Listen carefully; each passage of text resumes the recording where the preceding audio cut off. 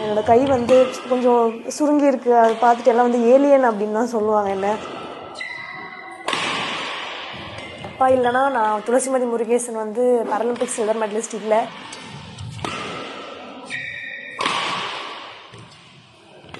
अर्जुन पुरस्कार प्रदान किया जाता है सुश्री तुलसीमती मुरुगेसन।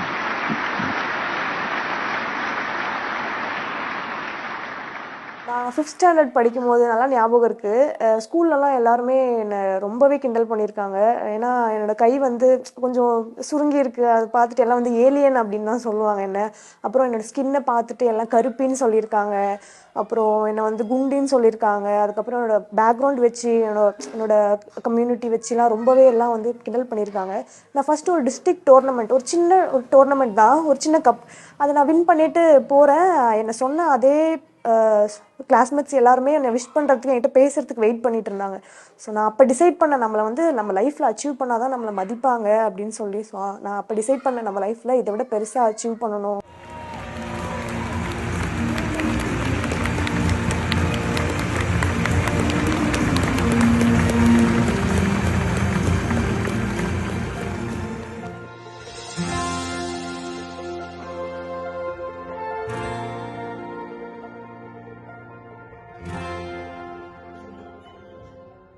சின்ன வயசுலேருந்தே நாங்கள் வந்து குடிசை வீட்டில் தான் இருந்திருக்கோம். இந்த மழை டைம்லலாம் இந்த வர்தா புயல் வந்துட்டு மொத்த வீடு எல்லாமே இடிஞ்சு செவரெல்லாம் விழுந்துருச்சு. நாங்கள் ஒரு 3000 ரூபாய்க்கு வந்து நிவாரண நிதிக்காகலாம் போய் நின்றுருக்கோம். ஸோ அந்த அளவுக்கு ரொம்ப கஷ்டப்பட்டுருக்காங்க அப்பா.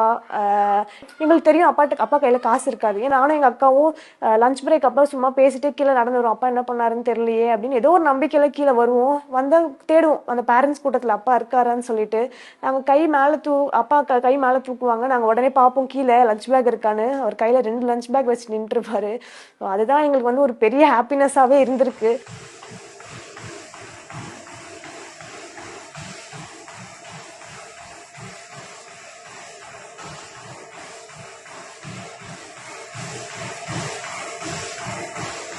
எல்லா பிளேயர்ஸும் வந்து காஸ்ட்லி பிராண்டட் ஷூஸ், அந்த எக்யூப்மெண்ட்ஸ்லாம் பயங்கரமாக போட்டு இறங்குவாங்க.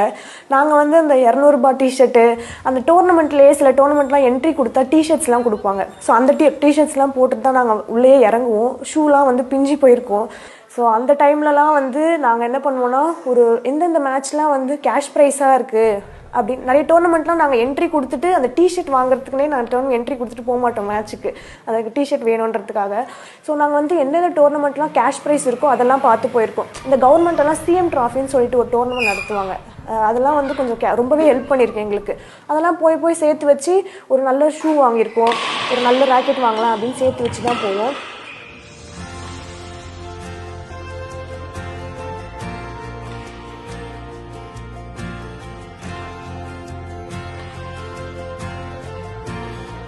அக்கா கண்டிப்பாக நான் வந்து எனக்கு ஒரு இன்னொரு அம்மான்னு தான் நான் சொல்லுவேன் கண்டிப்பாக. ஏன்னா என்னோட நான் பண்ணுற எல்லாத்துலேயுமே பிஹைண்ட் த சீன்ஸ் அவங்க தான் இருக்காங்க, அது வெளில யாருக்குமே தெரியாது. ஸோ எனக்கு அவங்க வந்து அக்கா மட்டும் கிடையாது, ஒரு ஃப்ரெண்ட், என்னோட லைஃபோட லவ்னு கூட நான் சொல்லுவேன் என்னோட அக்காவை.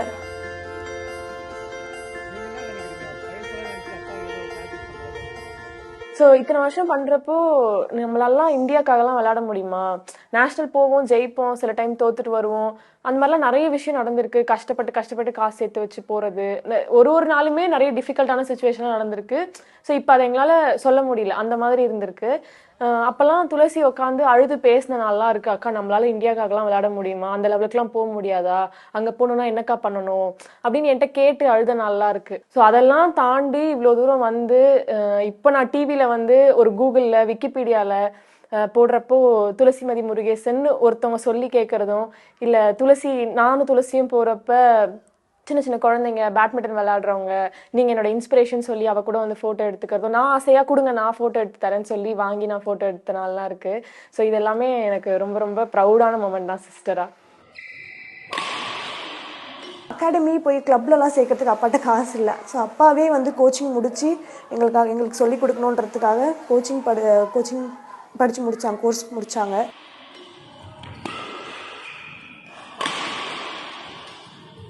அது ரொம்ப கஷ்டம். மற்றவங்களுக்கு வந்து ஒரு கை சுத்தமாகவே இல்லைனா கூட அவங்களால ஈஸியாக அட்டன் பண்ண முடியும், ஆட முடியும்.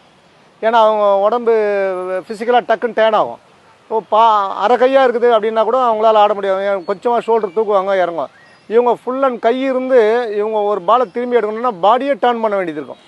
ஒரு பாலை பேக்கில் எடுக்கணும்னா ஃபுல்லாக டேர்ன் பண்ணணும். அது ரொம்ப கஷ்டம் அவங்களுக்கு. கையை டக்குன்னு நீட்டிட்டு ஆட முடியாது, பாடியை டேர்ன் பண்ண தான் ஆட முடியும்.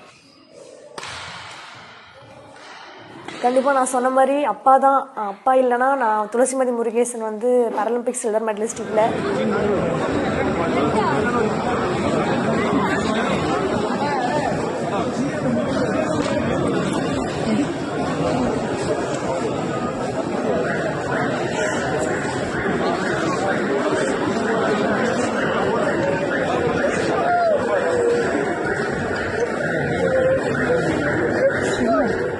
முதல்ல தான் குழந்தைங்கள தான் ரசிக்கணும். முதல்ல அவங்க சின்ன சின்ன விஷயத்த இம்ப்ரூவ் ஆகிறதுல நம்ம ரசிக்கணும். ரசித்து கொண்டு போனோம்னா குழந்தைங்க இம்ப்ரூவ் ஆவாங்க.